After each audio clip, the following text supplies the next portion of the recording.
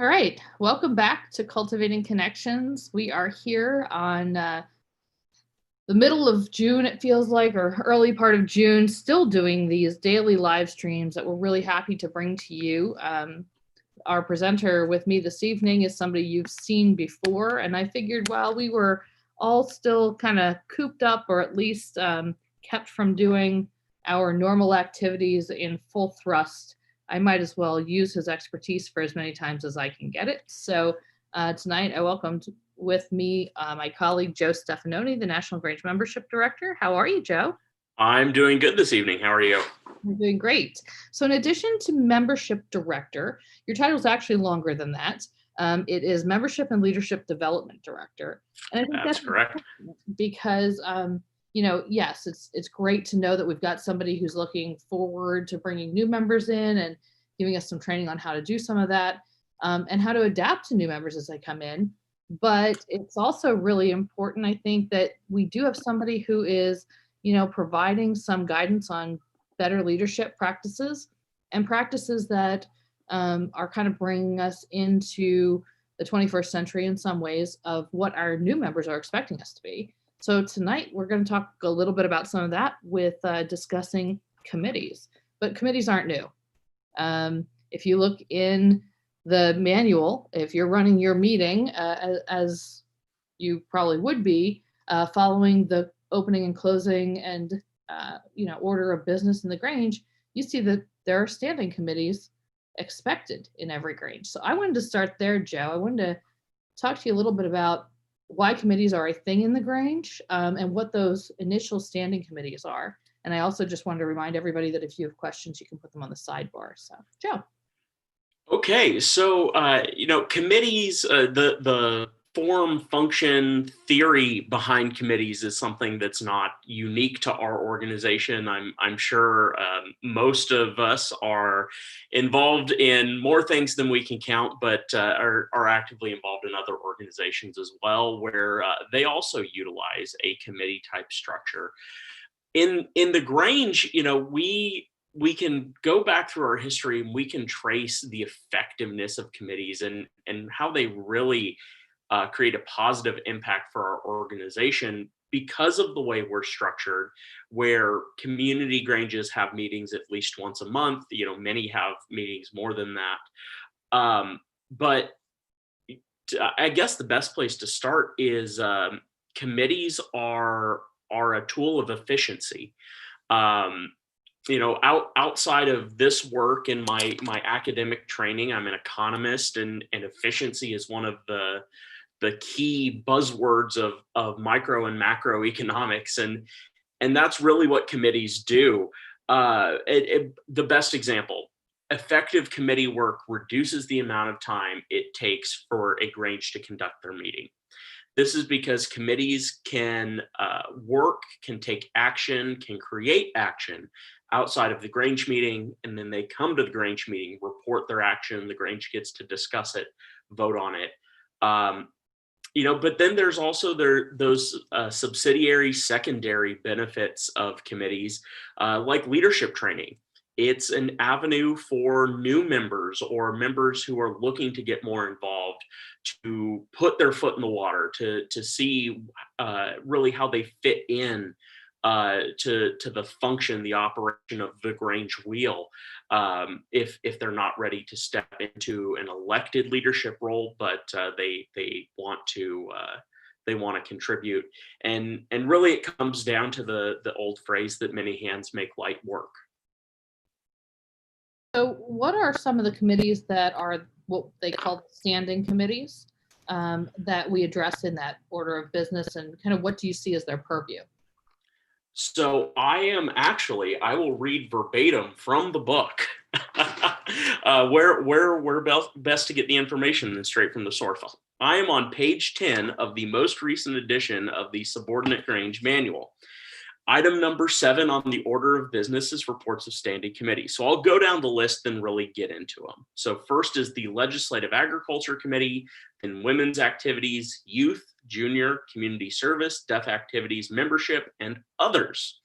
So, starting at that top one, the Legislative Agriculture, and and as a side note, this list of committees has changed. If you go back through manuals, back to the first hardbound published manual in 1873, this list of committees, standing committees, changes and evolves and evolves to fit the time.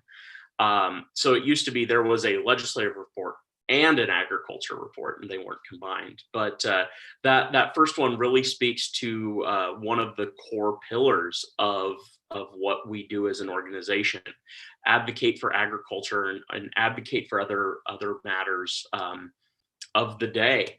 The women's activities, this is something that the Grange has been noted for over its 153-year history. Even 50, 60 years ago, you see a lot of projects that were spearheaded by the Grange Women's Activities Committees. The youth, the junior community service, those are pretty self-explanatory. Deaf activities, the Grange has always been a big proponent, supporter of education and support for hearing impaired and other things that go along with that. My personal favorite, membership. It's always good for the Grange to have a membership committee, and I've actually got some more specific notes on that as well. And then others, and the reason why it says others is because every Grange in their bylaws can dictate and direct what the standing committees for that Grange are. So I know out here in California, a lot of our Granges have a Grange Youth Fair program. So instead of nesting that under the youth or junior department, because it really merges both of them in the community Grange, some community Granges have a standing youth fair committee. I was wondering, well, the first thing I'll say is I'm going to overstep my role, and I'm going to say that others, H, should definitely include a communications committee, because all of the great things that you're doing in those other committees need to be communicated to your community and your Grange members. So I would hope that you would have that. I can't officially write it in there myself, but I'm hoping everybody watching certainly, considers that, because communications shouldn't just be a one-person job in most cases. And most folks would like some assistance across the multiple platforms you have. But for you, Joe, I mean, when you're looking at a membership committee, because I think that we can understand what some of these other ones do, but what would a membership committee do and look like ideally? So, if I have my perfect little Grange world, to me, a community Grange membership committee not only identifies the opportunities for the Grange to get out in the community, to connect with people who are not yet members, but they're also responsible for establishing that line of communication to new members. Someone who's submitted an application, the Grange votes on that application. The membership committee would be the ones to say, congratulations, we'd like to invite you to come to the next meeting of Pleasant Valley Grange and join us and get involved, and then mentor them. Mentoring is one of my big, I don't want to call it a soapbox because it's so much more important than that. But they'd mentor those new members, but get to know them, make those connections with the other members of the Grange, and then find the way they best fit on the Grange wheel. And even to the idea of going past that first year of membership, but finding ways to recognize long-term members.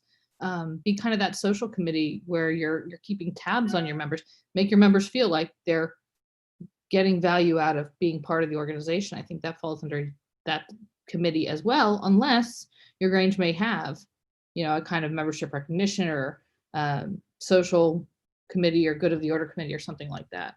Absolutely. And, stepping into the time machine again, my family, had been members of a Grange here in California. I was fifth generation to join. And you go back through the records of that Grange, and even when my parents joined in 1983, they had what they called the investigating committee. Now, to give you a little background on the investigating committee, basically they were the ones that when an application was submitted for membership, they would reach out to those applicants to get to know about them, get to know what they did, how they would fit in with the Grange. Now, I don't necessarily like that terminology, especially, looking at the Grange here in 2020, but that concept, and call it a welcoming committee, that concept of right when an application is submitted, having a group of people from the Grange reaching out to that person, that couple, that family, and just initially getting to know them, making that first connection, about, here, this is who we are, this is what we do, and how they would fit into that. Yeah, I think one of our pillars under, well, just one of our pillars in general, but especially under our administration with our current national president Betsy Huber is the transparency. So keeping in line with that, today we've had a discussion a little bit about some of the language that's used in the Grange, and even some of our members who are generations in or who have been in for many years, they recognize that that language comes from a place where a lot of folks don't know the origins and attribute it somewhere else. But yet there is a struggle with what that language can mean and how people can feel about it, and those are valid feelings. But new members would walk in and they'd get documents that still have some of that old language in. And that committee would be super important to say, don't take this the wrong way. Let's tell you the background. And let's also have you understand that that's historical language that we're moving away from. And that's a great point. That could be another function of a welcoming committee, a membership committee, a mentorship committee. But especially for Granges that conduct their meetings with our more formal setup, even if they don't go through our ceremonies, but still set the meeting room up as it's prescribed in the manual. Just to be there to explain why it's done that way, what the officer positions are, what their duties and responsibilities are. Because remember, every community Grange can put additional duties and responsibilities on the officers above and beyond what the national Grange bylaws and their state Grange bylaws say are the duties and responsibilities of those officers. So there's also right underneath that, in that same page, special committees. And so I was wondering if you could talk a little bit about what you see as the role of special committees that's different from these standing ones, and when it's appropriate and what type of topics are appropriate for those special committees to take on. So I'll start off with the highly technical aspect of standing versus special committees from the parliamentary procedures point of view. And I believe this is even in our National Grange Digest of Laws. Standing committees are committees that function for a period of time defined by the length of whoever the president or master of a Grange is. The master or president of a Grange has the authority to appoint all committees. And those committees are disbanded when they are no longer in the chair or when their term of office expires. Get technical there. Special committees are appointed for a specific purpose to accomplish a specific task. And when that task is accomplished, they are immediately disbanded. Now, again, that's the technical definition of standing versus special committees. What we see in community Granges, especially typically, is that special committees come up to, and I'm going to use the word, in a reactionary situation, and that's not always 100% the way it happens, but they're there to respond to something that's come up that one of the standing committees, either it doesn't really fit in with their program, or they don't have the time to cover it. For our community Granges that have their own buildings, a quasi-standing special committee is the building and grounds committee or the maintenance committee. That's one we typically see. Or if a Grange is going to do a specific community fundraiser or breakfast, supper, go down the list of those things that we traditionally associate with Grange. That's where special committees really come in. That makes a lot of sense. I mean, we I believe in our bylaws or at our local Grange have a milkshake committee, because it is such a giant endeavor that we have every year. And it's not just, for a few days in the very beginning of January when we have our milkshake stand at the farm show for the state, but it's all year that they're working, with the product, with the other suppliers, with the other partners, with the machines that they're purchasing or, keeping tabs on and things like that. So, that's a giant project that's annual. So it makes total sense that that's kind of a standing committee. Whereas if you're going to just do a 100-year celebration of that, you may have a special committee appointed. So I think that's a good explanation. So what are some of the other or more unique committees that you've seen? And I'm thinking especially of High Desert Grange in Nevada that has hundreds of members now and does a lot of things by club or committee structure. So I'm going to step into the time machine and actually go back centuries, century and a half, to some of the more interesting ones we see at the national level. California, I read a lot of California State Grange history. And Amanda, you and I have talked about this one before, the Claims and Grievances Committee. This is my favorite committee. My favorite. And this was in the Kansas State Grange, right? The Kansas State Grange had a Claims and Grievances Committee for members to bring to them claims and grievances. And when you read through the history of the Kansas State Grange and read the reports of those committees, it's good early Grange humor. One of the ones here in California that actually secured some big legislative victories, not just for the California State Grange, but for the state of California as well. The California State Grange for about 30 years had a committee called the Committee on Good Roads.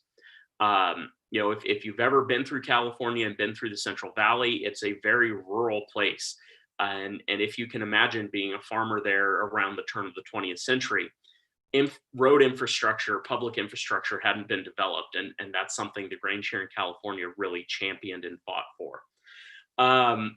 In terms of committee work today, it's something that, at least in my experience interacting with community granges, other than your typical standing committees, legislative, agriculture, youth, all of those, we don't really see a lot of special committees being used anymore, unfortunately. But like you said, High Desert Grange in Nevada, they've got somewhere around 300 members. A lot of their charter members and a lot of the members they have now have a 4-H background, and they're using this quasi-committee structure to kind of integrate the Grange committee way of doing things with the 4-H project group way of doing things. So the last time I looked, I mean, it's a list too long to count, but they had sewing and Lego robotics, wildland management or rangeland management, all of their livestock groups. Again, they're heavily focused on the youth fair program. They've even been doing a leadership group, partnering with the local Toastmasters there in Fallon, Nevada. I find that one really interesting, and I'm going to kind of transition to the next part of the question here, because I don't know about you, but if I only have something on my calendar once a month, it tends to get lost a little bit. We're so busy, but yet if I'm not constantly reminded of something, I don't feel as much of a connection. And so I find that one terribly interesting, because they're providing the folks who are doing something in their Grange with opportunity to do frequently. And I think that you have read and put out some information about Generation Y and Z, the folks who are your age and my age and younger than us even, who are now 14 and entering the Grange, and their expectations of almost more interaction. I mean, even though they're busy. So can you talk a little bit about how this idea of committees and the possibility for creating new committees that are not on that standing list meshes with that expectation of these younger generations? So the one word, one word I could put to this concept is engagement, especially for the younger millennials and then Gen Y, Gen Z. They want to be engaged. And that may not necessarily mean physically coming to something, but they want information. I mean, that's the blessing and the curse of what these have done to us. Information is constantly being put in front of our face for us to digest 24/7. And in terms of getting participation, that's where it starts. And I mentioned at the start, committees are an efficient way to create action outside of meetings. And this ties in perfectly too. If someone has an idea, a topic, a advocacy priority they think the Grange needs to address, who do they go to in between meetings? Who creates that forward momentum? Yeah, I mean, you could wait till the next Grange meeting, but you have to argue, is that the best way to do things? And that's where committees, teams become so vital and so important. And if there's a perfectly oiled machine, this even plays into how committees interact with each other to create engagement through social media, through a website, to put it out there in the digital space to connect across all generations, creating that engagement. And not to scare anyone, because committees can be given the authority to make decisions or move forward on things without the action of the Grange. But typically, committees are coming back to the Grange or only working within the parameters of what's been approved for them to act on, right? So, I mean, you're not worried about, for example, the game night committee running away with the Grange Hall without having some kind of checks and balances in that larger Grange structure, right? Absolutely. The most concrete example I can give is Grange I belong to.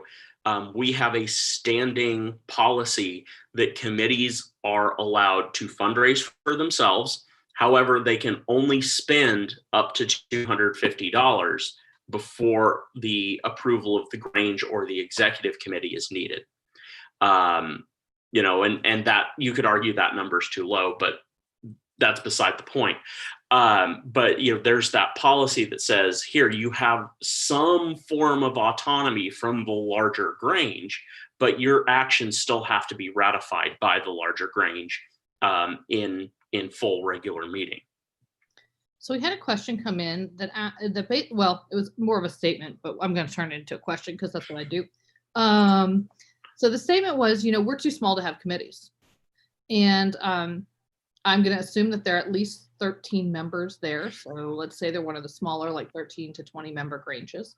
I mean, theoretically, we're supposed to have the committees. So that's the first part, right? But is that something that you hear often? Is that a legitimate concern? Or do you feel like no matter how small you are, committees are important because they help you with membership? It's a very cyclical question with a cyclical answer. I will say that very rarely is it expressly said to me, we're too small to have committees. It's just kind of assumed that we have a small membership and therefore we don't use the committee structure. Oh boy. I am a firm believer in committees because committees allow people with the best field of experience to address specific issues. Now, technically, committees need to be comprised of at least 3 people. And again, if you're a smaller community Grange, it may be hard to find 3 people with experience or with a willingness to take on the Deaf Activities Committee. It's just the one I looked at in the book. But again, it's that way to create action outside of the regular Grange meeting. They can also be a point of contact for the Grange. So even if it's the Pleasant Valley Grange Information Committee, it's still a way for non-members, potential members to engage the community Grange outside of that monthly meeting. I think that you transitioned me really well into the next question, which is how do you select committees, or what are the requirements for committees? So you've already gone over one. Committees should have 3 members, because a committee of 2 is kind of hard and there's no tiebreaker, and a committee of 1 is not a committee, but just a really determined member. So at least 3 people. What else are you looking for in a committee? And if you're a leader in a Grange, especially that president who can make those choices on as to who's on the committee, what are you looking for? So this is where I'll put on my own personal disclaimer, because in some states and some jurisdictions, they have this little rule that committees, if it's a 3-person committee, 2 of them are appointed by the president, 1 by the vice president. So if it's that way where you are, of course, follow that. Typically, though, in most jurisdictions, all the members of a committee are appointed by the president master of a Grange, no matter at what level. And when I've served as the president of a community Grange, and when I was in those shoes, my overarching goal was to find the people not only with the willingness to serve, but with the best toolkit, in terms of knowledge, skills, and experience to address that issue. I was fortunate to be leading a Grange that was very heavily ag focused. We had a lot of community farmers. So it was really easy to fill the agriculture committee. It wasn't as easy to fill the building committee. We were fortunate to have a large Grange hall, but we're in California. We get earthquakes and we're on a concrete foundation. So building needs a lot of work all the time. So that's my perspective when I put myself in those shoes. It comes down to ability and willingness. But also you may encounter, especially in a Grange where you have youth membership or young adult membership, that there is that youth aged or young adult age member who's got the willingness and can develop the skills and ability, but they're not quite comfortable saying, yeah, I'll do that. So you need to reach out that helping hand to say, I would like you to do this, and I'll mentor you through it, or here's a mentor for you. I think as a busy person, I have to tell you that I'm getting to the point where if somebody asks me to take on a project explicitly by myself, I'm weighing out my time, and especially certain times of the year, that's impossible. I lose 2 weeks to the magazine, for example, and if I need to be doing something for something at that point, I might not have the time. But if you tell me I'm part of a committee, and so I know that there's 2 other people at least who can kind of fill in the blanks for that small time that I'm going to be away from the ability to work on something, I'm much more likely to say yes. I think that's one thing that, stressing that part of it's both the ability to mentor people in the small group setting, but also the ability to allow people to follow their passions, but not have to do everything that makes that so attractive. Absolutely. Even let's take this up to the next level and looking at state Granges. Our state Grange committees very heavily focus on the legislative aspect of the Grange. Many state Granges have intersession committees or standing committees that do a lot of the work of the state Grange between the annual sessions. And then some state Granges just have the committees that function during their state session. I've been fortunate that I have served on committees in the California State Grange beginning in 2006 and then up to today. Different state presidents handle those placements differently.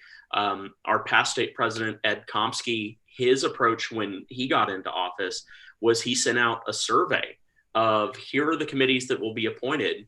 Pick which ones you think you would be good on and then tell me why. And then he made his appointments.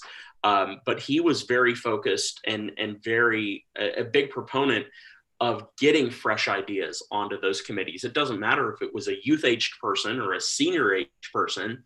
If they were new to the Grange or new to that committee, he saw that brought a fresh perspective.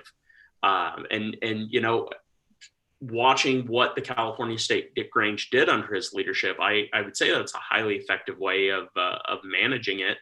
But also, it's that again, it's that silent mentorship is the best way to put it. Of, okay, you're being asked in a non-threatening, non-pressuring way. How would you like to get involved? And I think that, not only is it the ability to have mentorship happening, but we have a phrase in the Grange that we never look backward, right? We're always moving forward. Joe, you're going to be able to quote that better than I am. But if we have new members or young members, that's a way to ensure that we, like nature, are always moving forward. Forward doesn't mean deviating from our core values, but it does mean addressing and adapting to culture and climate today. So if everybody's on their cell phones, having folks who are going to say, we've got to adapt here, in those committees might be very useful. Absolutely. And I've been fortunate, while I've been national membership director, to serve as an unofficial advisor to a couple of the national Grange session committees. And that's something, even from 2015 to 2019, I'm seeing a lot more of at national session, is delegates bringing laptops, smartphones, tablets, and as they're sitting there in their committees or before their committee meetings, doing background research, doing a more in-depth dive on these policy proposals. I'll remind people that we are definitely watching. If you have questions or comments you want to put on the side, Joe and I are looking for those questions so that this can be the most effective presentation for you. But I should also say that I've seen a couple comments where people are worried that they're doing it wrong. They're still, reporting an ag and a legislative committee separately. They have committees of one. They, don't maybe have every committee report regularly. They don't have, certain parameters in place for how the committee can go about making decisions. And I think we hear this a lot in Grange, well, I must be doing it wrong. So I want to let you address that, because I don't think that they are, but I think you're the expert here. So first off, please don't construe any of what I'm saying as scripture, as gospel. I have no, if you've been to any of my presentations or workshops, the first thing I always say is I have no right, power, or ability to interpret the National Grange Digest of laws. I just like to give my opinion. So basically, exactly. Basically the committee structure and how committees function are defined in every governing document at all levels of the Grange. So that means community Grange bylaws, state Grange bylaws, national Grange Digest of laws. And it's pretty general in terms of what they say. And a lot of this is because it goes back to parliamentary procedure as well. So if you're reporting a legislative and agriculture committee separately, in my mind's eye, that's fine. That means you actually have enough interest, enough momentum that you can focus on those two topics separately. And there are legislative topics that aren't agriculture that the Grange can deal with. Committees of one, from my experience, in the leadership organizations I've been in the Grange, committees of one are a very efficient way to burn someone out. So it's not that you're doing it wrong, but I would encourage you, find them help. You can have the mentorship that we constantly talk about. We need to make sure we're doing right. Exactly. We have very dedicated members, very loyal, dedicated members all across the country, and we want to keep them. And we want to make sure that the good work they're doing and volunteering for our organization doesn't lead to them having that feeling of, I've done too much or I'm doing too much. The parameters that I had talked about from my Grange, a lot of what we see in Granges across the country, and I know this is why my Grange has them, it came out of a bad experience. Someone who wasn't as forthright and honest and conformed to the values of our organization as they should have, and the Grange got burned. So that's what I would like to call a best business practice. And for those of you that have seen a copy of the Grange resource binder, there's a whole section on business information that is those best business practices. We have to remember, although we're a 152-year-old fraternal organization, we're also operating as quasi businesses in the 21st century. And some of those best business practices go to protect not only the organization as a whole, but our leaders as well. And I want to also remind people, Grange looks different in different places. We were just talking a little bit about the fact that Women's Activity Committee is a standing committee according to the Grange manual.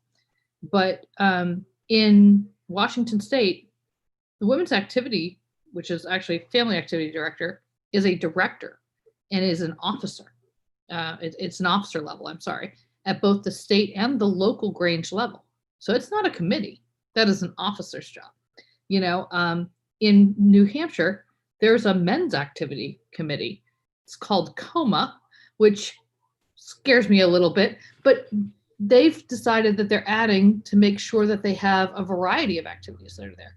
And so what some other states would be doing is family activities and making sure to be inclusive of things that, a variety of different people would like from all the different gender spectrum.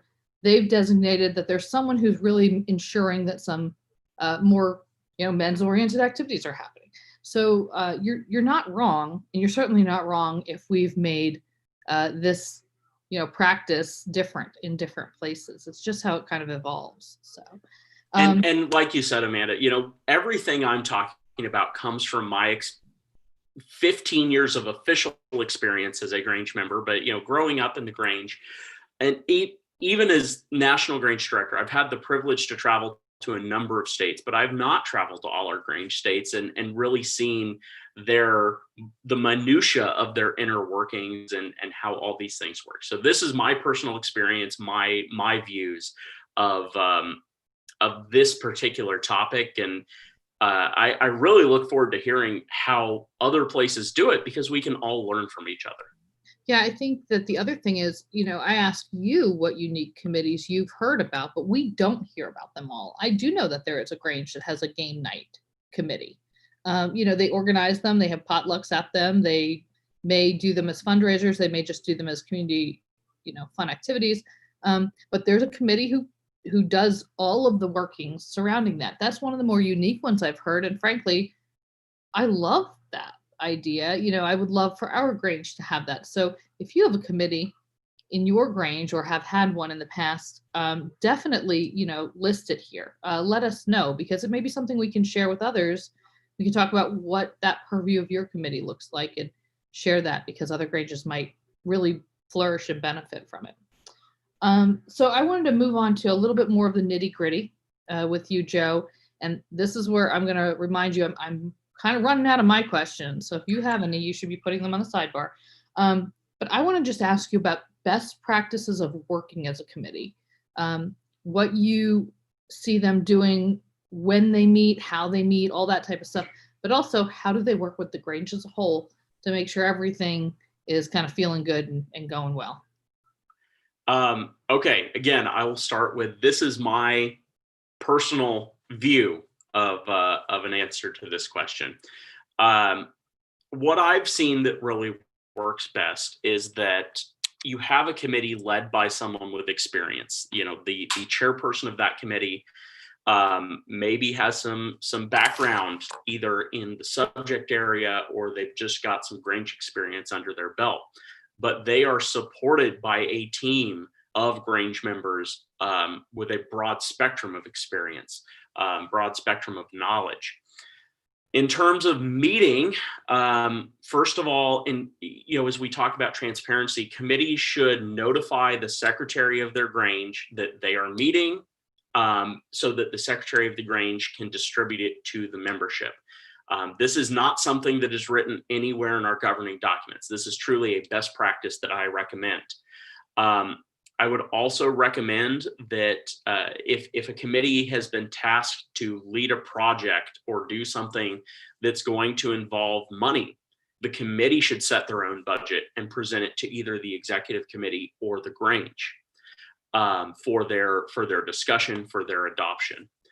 Oh, I should have written down all your bullet points there, Amanda. What were the other ones? Just generally best practices of how they run internally, and then how they run in conjunction to the Grange to make sure that there's no friction. Okay. So, and this was something brought up in our comments as well. What if we're not reporting? Sometimes, and if you go back through Grange records all across the country, you will see a notation, committee reports, X committee, no report. It happens. Maybe sometimes you haven't met between meetings, or there's really not a lot for you to do. If you're the committee on the town Halloween carnival and it's April, maybe you're not very busy. So if there's no report, that's okay. There's no report. But definitely, if you've done things, if you've had committee meetings, report to the Grange, give them a synopsis, give them an overview of what the committee has done. Answer questions openly and honestly. Things in the Grange and committee actions are up for debate. That's why we have that section on committee reports. And I would recommend, my National Grange Digest binder is actually right in front of me, staring me in the face and making me feel bad that I'm about to say what I'm going to say. I don't know if this is written in our governing documents, but I would recommend that any action the committee takes needs to be presented to the Grange and put up for a vote. That's a good recommendation. And I think that kind of asks or answers a question that I was going to have for you, which is, should the committee be taking minutes or at least taking notes of what they're doing? I would really say that depends on the committee, their purview, how weighty the stuff they're working on is. Generally, notes will suffice. Now, we forgot to mention one committee in the Grange, and it's an elected committee, the executive committee. Now, they have a very specific charge and task. They are given custody of the invested funds of the Grange and are entitled to act for and in times of emergency or need, they're entitled to act for and in the name of the Grange itself. So, the executive committee kind of generally supervises the operations of the Grange between meetings. Executive committees aren't typically heavily used at the community Grange level. Now during COVID, it's a little bit different.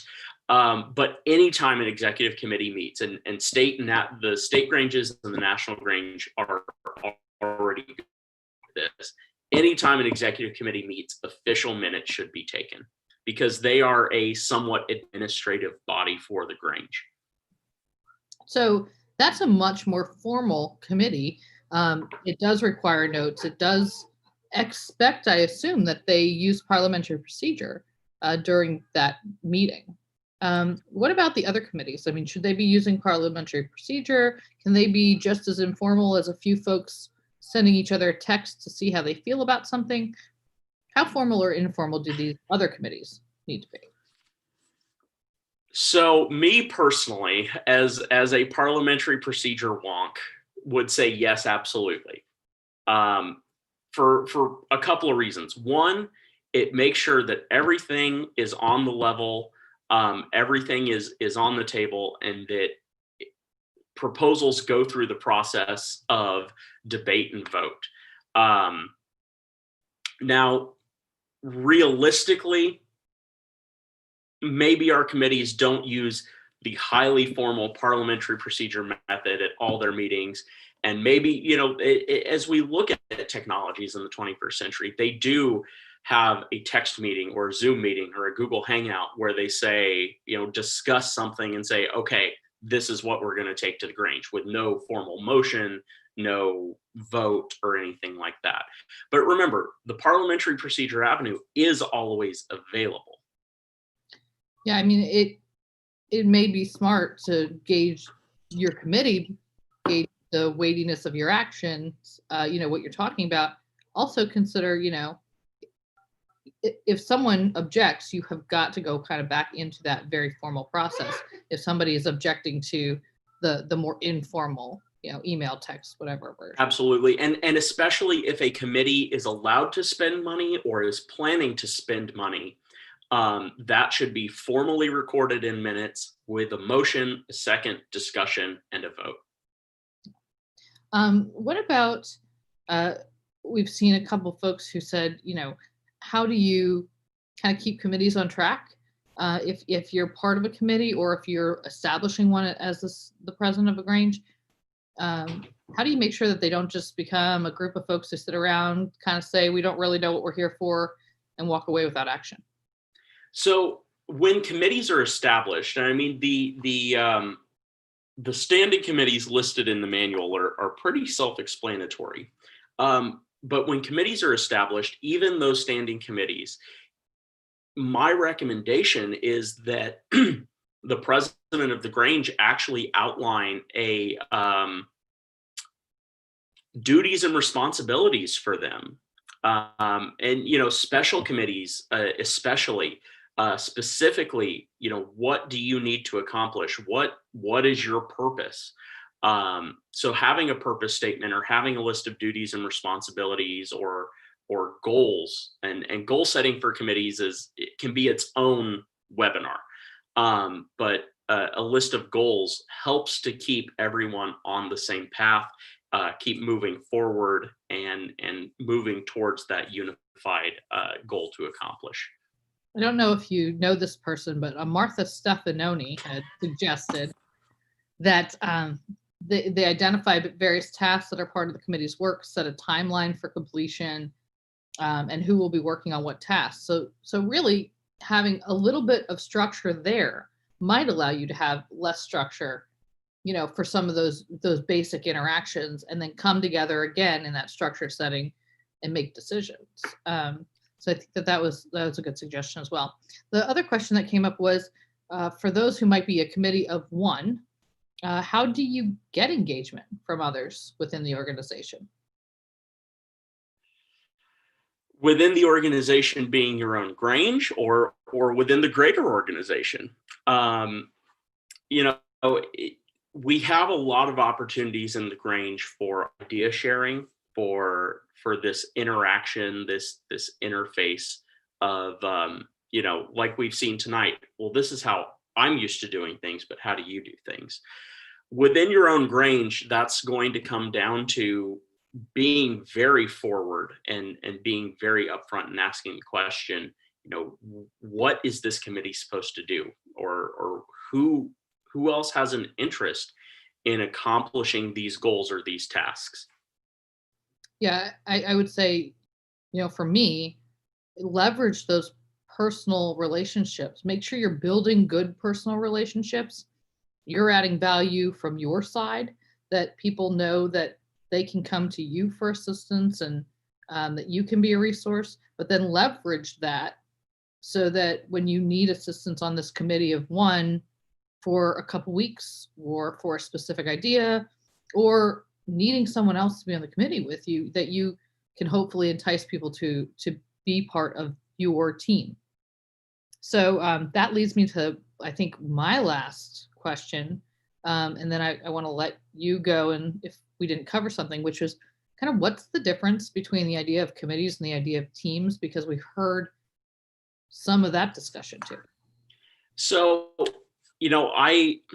I kind of wrongly use the terms interchangeably, because committees versus teams are almost distinctly different.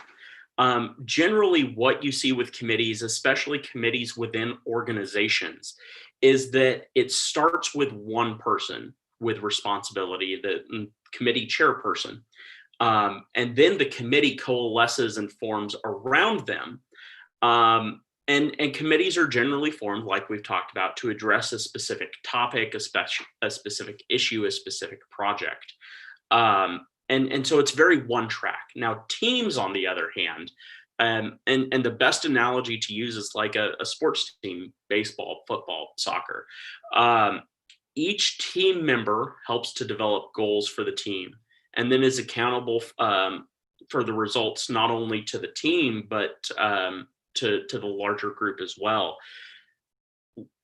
I said earlier, committees, when you look at appointing committee members, look for those people with the skills, the experiences, the knowledge base to address whatever that committee focuses on.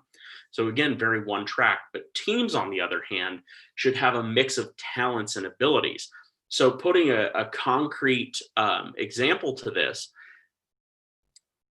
in the committee structure, if you're doing a community dinner to raise a scholarship fund for the Grange to benefit the local high school, in our traditional committee structure, you'd usually choose people who've helped plan Grange events before, have helped cook at Grange events before, everything from setting up the tables and taking down the tables and knowing where they go in the Grange hall. But in the team approach, you need those people that know how to cook and set up the tables, but you also need the people that can promote the event, the people to deal with the communications, the social media. So you have a much broader base. And, again, going back to that baseball analogy, a shortstop doesn't do what a pitcher does. A first baseman doesn't do what a catcher does. But you need all of those mixes of special skills and talents and abilities to accomplish the goal of winning the game. I think that, some of the earliest things that I got involved in, I got involved as a team member or as a committee person, depending on what it was. And those are the things that, because I was asked, because I was able to be part of the conversation from the ground up, I not only had a greater affinity for the organization, kind of stuck with the things longer, but I also had a better idea of how things worked that I was involved in, and grew a whole set of leadership skills that some of my peers didn't have, as I was in that, what we would consider younger youth age here in the Grange.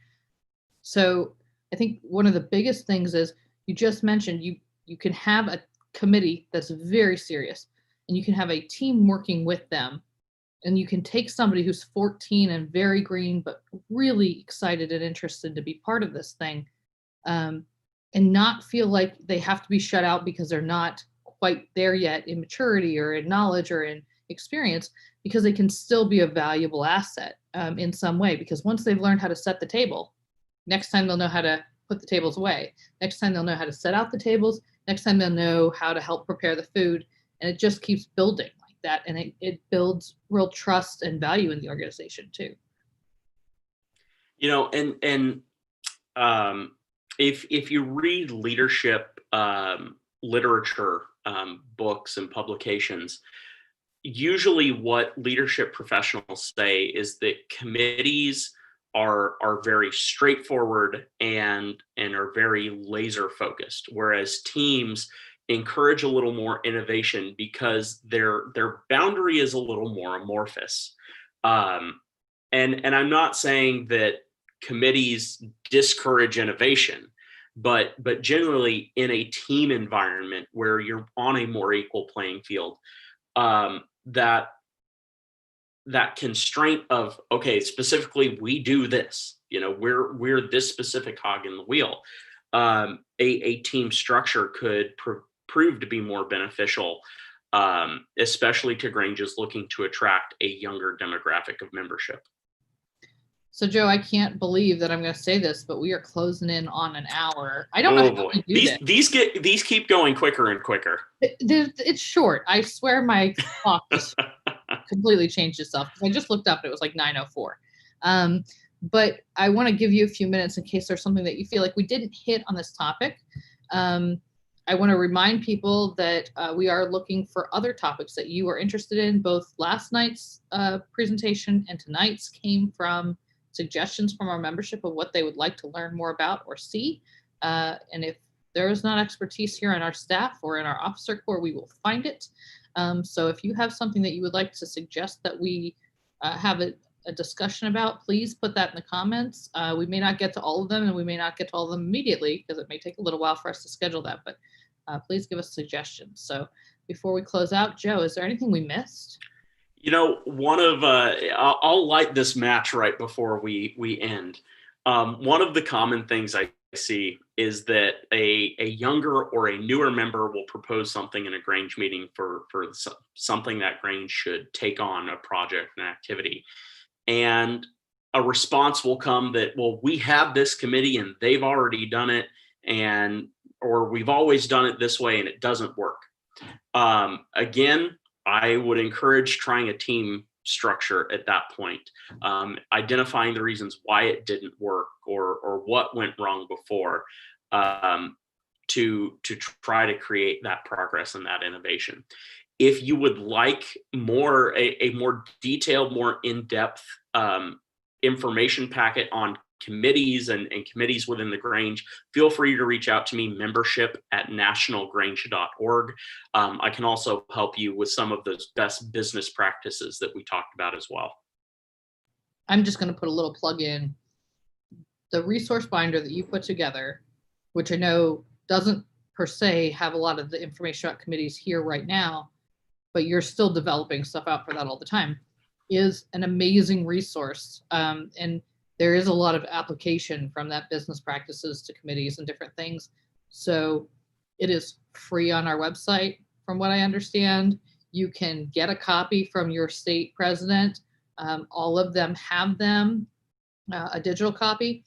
Or if you want a physical binder, it's a 1.5-inch binder. So it is a big document. You can purchase that at our Grange supply store by going online. Yep, that giant thing right there. I'm going to put you on gallery view so they can see it, Jeff. Go ahead and put that on up. That binder, I mean, we could do 2 weeks worth of these sessions out of. And I just want to encourage people, if you haven't seen it, go on our website, download it, look at it, get a copy from your state president. They all have them. Ask Joe for the digital file, or purchase, a physical copy of it. But all of this type of stuff that we're talking about is all to make the Grange a place that everybody wants to come and be at, and help make their community better. So the way in which we engage them, especially early on, oftentimes is in these teams or in these committees. So find the document like that can help give you some structure in other areas, and then consider how you can implement some of this committee work in your Grange. Joe, thanks so much for coming on tonight. Hey, it's glad to be here. Look forward to the ones in the future, and who knows, maybe they'll keep getting quicker. I'm super excited. Tomorrow is Ann Haslett, who is the Rural Affairs Advisor for the Office of Drug Policy for the White House. So, I mean, we're getting some big names on here, Joe. So you were the lead up act to her. Perfect. So we'll see you all back here tomorrow. It's 4 p.m. Eastern. I know that's a little early for our West Coast folks. I apologize. But you take them when you can get them when you got big names like that. So please join us back here tomorrow at 4 live, or you can obviously see this online anytime thereafter. So, and hopefully you guys have a great evening. Stay safe, stay well. Bye, Joe.